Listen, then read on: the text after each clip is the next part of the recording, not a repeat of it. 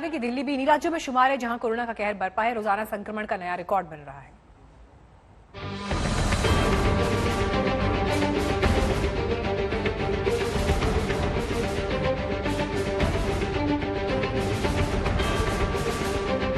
डरना जरूरी है क्योंकि कोरोना हावी हो चुका है।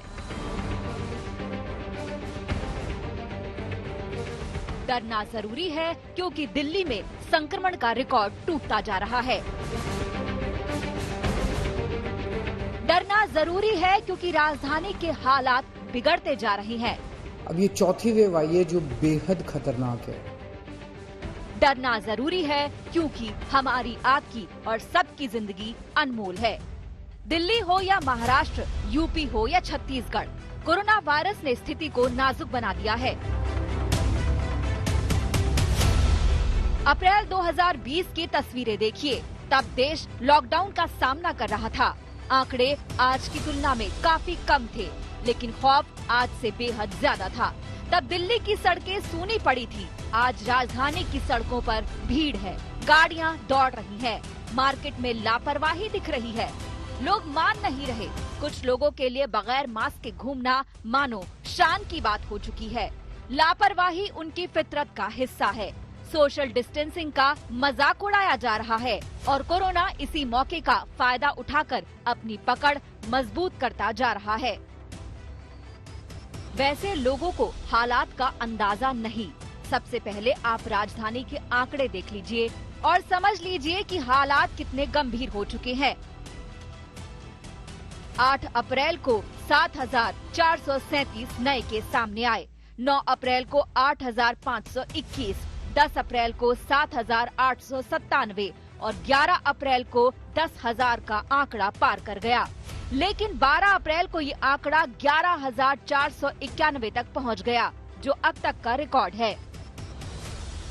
राजधानी में मौत के आंकड़ों में भी तेजी आई है। 8 अप्रैल को 24 घंटे में 24 लोगों ने जान गंवाई थी। वहीं 12 अप्रैल को जारी आंकड़ों के मुताबिक एक दिन में 72 लोगों को अपनी जान गंवानी पड़ी, यानी महज 5 दिन में मौत का आंकड़ा 3 गुना हो गया।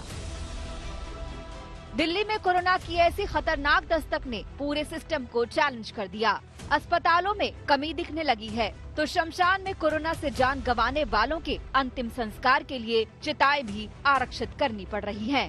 तो समझिए, हालात अगर बुरी होगी, क्योंकि फरवरी में सिर्फ 28 इस निगम बोध घाट में अंतिम संस्कार हुए थे, मार्च में 73 हुए थे, लेकिन पहले हफ्ते में ही लगभग 60 मौत का अंतिम संस्कार, जो शवों का अंतिम संस्कार निगम बोध घाट में हुआ है। तो समझिए कि किस तरीके से स्थिति गंभीर हो रही है। सरकार अपील कर रही है कि बहुत जरूरी होने पर ही घर से निकलें, ताकि कोरोना की रफ्तार सुस्त की जा सके। दिल्ली में भी नया लेवल पे कोरोना पहुंच रहा है और पूरे देश में भी लोगों से बस यही अपील है कि भाई घर से तभी निकले जब बहुत जरूरी हो और कोरोना को रोकें। घर से बाहर निकले तो मास्क लगा के निकले, बिना मास्क के ना।